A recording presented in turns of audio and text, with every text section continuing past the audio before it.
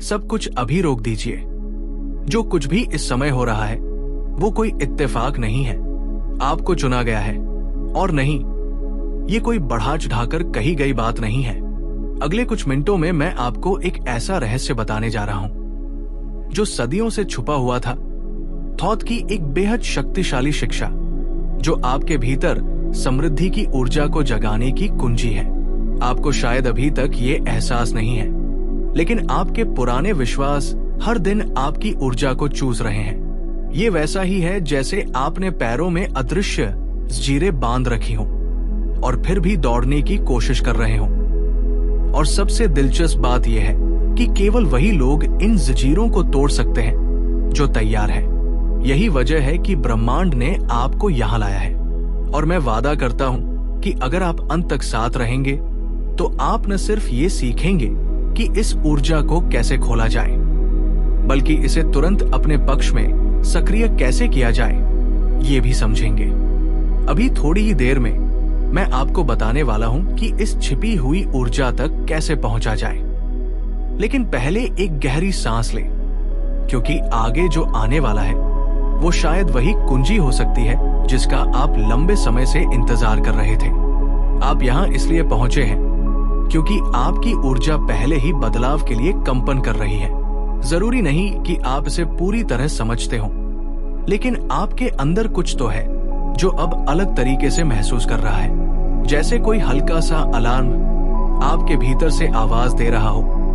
कुछ और भी है, और अभी हम उस पहले द्वार को पार करने जा रहे हैं। लेकिन ये द्वार लकड़ी या लोहे का नहीं है, ये बना है आपके ही विश्वासों से। हाँ, आपके खुद के यकीनों से।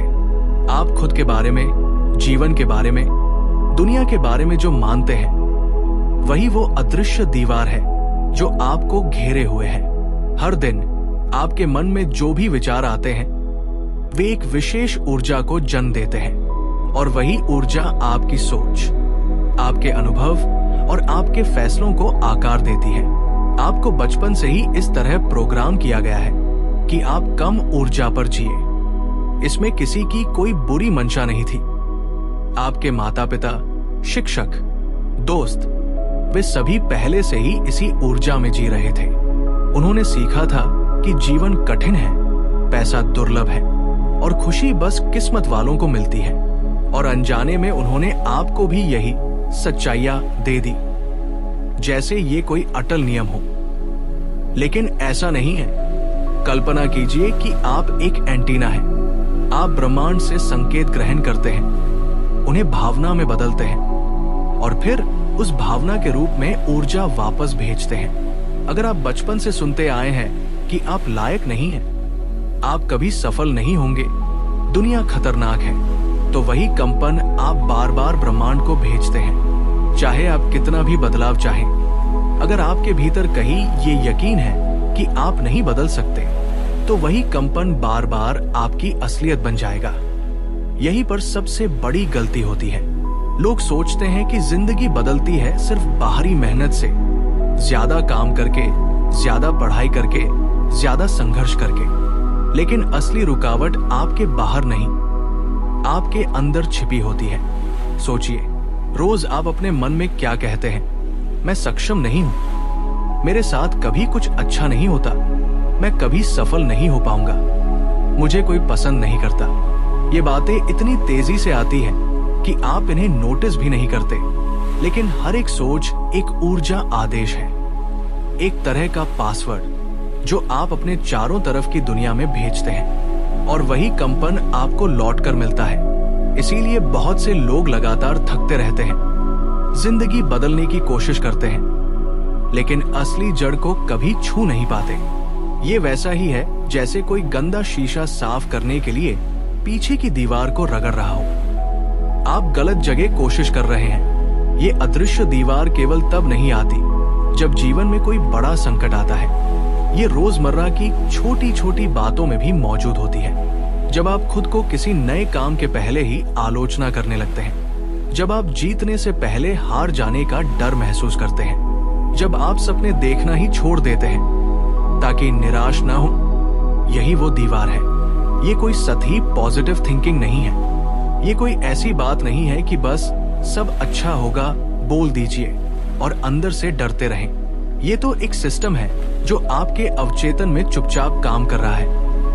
एक ऐसा सॉफ्टवेयर जिसे आपने खुद नहीं बनाया, बल्कि विरासत में पाया, बिना जाने, बिना समझे। लेकिन अब आपको वो संकेत मिलने शुरू हो रहे हैं। अब आप अपने ही दिन को ध्यान से देखने लगे हैं। जब कोई अवसर आता है तो आप क्या सोचते हैं? जब कोई तारीफ करता है तो अंदर क्या महसूस होता है? जब आप गलती करते हैं तो मन सबसे पहले क्या कहता है? ये छोटे छोटे पल ही वो खिड़कियां हैं जो आपको दिखाती है कि आपकी ऊर्जा कहाँ फंसी हुई है। और जब तक आप वही पुराने विचार, वही डर, वही असुरक्षा दोहराते रहेंगे, तब तक समृद्धि का द्वार आपके लिए बंद रहेगा। आप प्रार्थना कर सकते हैं, विजुलाइज कर सकते हैं, लिस्ट बना सकते हैं, लेकिन अगर अंदर से डर, अपराध बोध और असमर्थता की ऊर्जा बह रही है, तो ब्रह्मांड आपकी चाहत पर नहीं, आपके कंपन पर प्रतिक्रिया करता है। ये पहली बड़ी सच्चाई है और ये कड़वी लग सकती है, क्योंकि इसका मतलब ये है कि आपकी जिंदगी का बदलाव किसी सौभाग्य, किसी सही समय, किसी बाहरी मदद पर निर्भर नहीं है। ये उस ऊर्जा के पैटर्न को तोड़ने पर निर्भर है जिसे आप बरसों से दोहराते आ रहे हैं। और अब यही वो बिंदु है जहां से थॉट की शिक्षा काम करना शुरू करती है, एक अदृश्य चक्र को तोड़ने के लिए जो आपको पकड़कर बैठा है। इसी पर मैं अगला भाग शुरू करूंगा, जहां हम देखेंगे कि ये चक्र कैसे बना, किसने बनाया और कैसे इससे बाहर निकल सकते हैं। क्या आप तैयार हैं? अब बात यहाँ से और गहराई में जाती है। ये समझना कि कोई अदृश्य दीवार है बस शुरुआत है। असली चुनौती तो उस चक्र को पहचानना है जो आपको बार बार उसी जगह पर रोकता है। ये चक्र आंखों से दिखाई नहीं देता, ना ही आईने में दिखेगा, ना ही कहीं लिखा हुआ मिलेगा, लेकिन फिर भी ये आपके जीवन के ज्यादातर हिस्सों को नियंत्रित करता है। ये आपके ही दिमाग में रहता है, उन भावनाओं से पोषित होता है जिन्हें आपने कभी गौर से देखा ही नहीं, और उन विचारों से बनता है जिन्हें आपने सच मान लिया है। आप छोटा सोचते हैं, छोटा महसूस करते हैं, छोटा ही व्यवहार करते हैं और खुद नहीं जानते क्यों। यही सबसे खतरनाक जहर है। ये चुपचाप काम करता है, एक आदत की तरह जिसे आपने कभी सवाल नहीं किया। जरा सोचिए, एक बच्चा बार बार सुनता है, पैसा पेड़ पर नहीं उगता, हर चीज जिंदगी में नहीं मिलती, जो गरीब पैदा हुआ है वो गरीब ही मरेगा। वो ये बातें माता पिता से, स्कूल में, टीवी पर बार बार सुनता है। शुरू में उसे समझ नहीं आता, लेकिन उसका मासूम खुला हुआ दिमाग इन बातों को सच्चाई मानने लगता है। बड़े होकर बिना जाने वो उसी हिसाब से जीने लगता है। जब कोई अवसर आता है वो हिचकता है, जब कुछ नया करना होता है खुद पर शक करता है, जब सफलता की कल्पना करता है तुरंत अपराध बोध महसूस करता है, जैसे वो उसका हक नहीं है। और इस तरह वो खुद अपने ही लिए एक अदृश्य जेल बना लेता है। ये चक्र इतना ऑटोमेटिक हो जाता है कि आप महसूस भी नहीं करते कि आप फंसे हुए हैं। ये तब दिखता है जब आप तारीफ को टाल देते हैं, जब अपनी सफलता को छोटा दिखाते हैं, जब अपने काम की कीमत मांगने से डरते हैं, जब मदद मांगने में झिझकते हैं। ये सब बातें छोटी लगती हैं, लेकिन मिलकर एक बहुत बड़ी दीवार खड़ी कर देती है। और ये दीवार भावनात्मक पैटर्न से बनी होती है। डर पैदा होता है, आप पीछे हटते हैं, आप पीछे हटते हैं, मौका चला जाता है, मौका चला जाता है, और आप फिर सोचते हैं मेरे साथ कभी कुछ अच्छा नहीं होता। और इसी तरह ये चक्र और मजबूत होता चला जाता है। इस पूरे चक्र का मुख्य ईंधन है डर। लेकिन ये डर ऐसा नहीं कि हर समय किसी खतरे से कांपते रहें। ये डर बहुत सूक्ष्म होता है, जैसे मन में लगातार बेचैनी, बिना नाम की घबराहट, हमेशा ये लगना कि कुछ गलत होने वाला है। और ये डर आपको सुरक्षित रास्ता चुनने पर मजबूर करता है, चाहे वही रास्ता आपको छोटा बनाकर रखता हो। आप रिस्क लेने से डरते हैं, भले ही वही जोखिम आपकी तरक्की की कुंजी हो। आप अपनी आवाज को दबा देते हैं, भले ही वही आवाज आपके लिए नए दरवाजे खोल सकती हो। और जब आप इस चक्र में घूमते रहते हैं, जिंदगी बीतती जाती है। आप सुबह उठते हैं, काम करते हैं, थक कर घर आते हैं, थोड़ा आराम करते हैं, फिर सो जाते हैं। अगली सुबह वही दोहराव। आप पीछे देखते हैं तो लगता है कुछ बदला नहीं, आगे देखते हैं तो समझ नहीं आता कहां से शुरुआत करें। और ये इसलिए नहीं होता कि आपके पास काबिलियत की कमी है या किस्मत नहीं है। ये इसलिए होता है क्योंकि आप एक ऐसे चक्र में फंसे हैं जो खुद को ही खाता रहता है। ये चक्र तो तब बोया गया था जब आप इतने छोटे थे कि आपके पास कोई चुनाव करने का हक भी नहीं था। लेकिन अब पहली बार आप वो अदृश्य डोरियां देखने लगे हैं जो आपको बांधे हुए थी। और अब अगला सवाल ये है, ये सब आपके अंदर कैसे डाला गया और किसने डाला? क्योंकि ये सिर्फ आपके निजी विश्वासों की बात नहीं है, ये एक पूरे सिस्टम की बात है जो सदियों से काम कर रहा है। एक ऐसा सिस्टम जो चाहता है कि आप हमेशा सीमित रहें, नियंत्रित रहें, डर में जिए। डर को ही उस सिस्टम ने औजार बनाया। अगर ऐसा किया तो नरक मिलेगा, अगर अवज्ञा की तो सजा मिलेगी, अगर नियम नहीं माने तो तिरस्कार झेलना पड़ेगा। ऐसी बातों को हर संस्कृति, हर समाज ने किसी न किसी रूप में अपनाया है। ये डर आपके बचपन में धीरे धीरे बोया गया। गलती मत करना, लोग क्या कहेंगे, शराफत में रहो, ज्यादा मत सोचो, काबू में रहो। और जब कोई इन नियमों को चुनौती देता है, सोचने की कोशिश करता है, तो उसे फौरन झिड़कियां मिलती है, तिरस्कार मिलता है। संदेश साफ होता है, अपनी हद में रहो। ये सिस्टम सिर्फ किसी धर्म या सरकार तक सीमित नहीं है। ये स्कूलों, दफ्तरों, टीवी, फिल्मों, अखबारों, हर जगह मौजूद है। ये लगातार आपके कान में फुसफुसाता रहता है, ज्यादा मत सोचो, सीमा में रहो। और सबसे चौंकाने वाली बात, इस पूरे सिस्टम को बाहर से किसी शक्ति की जरूरत नहीं होती। ये तो आपके भीतर ही पुलिस बना देता है।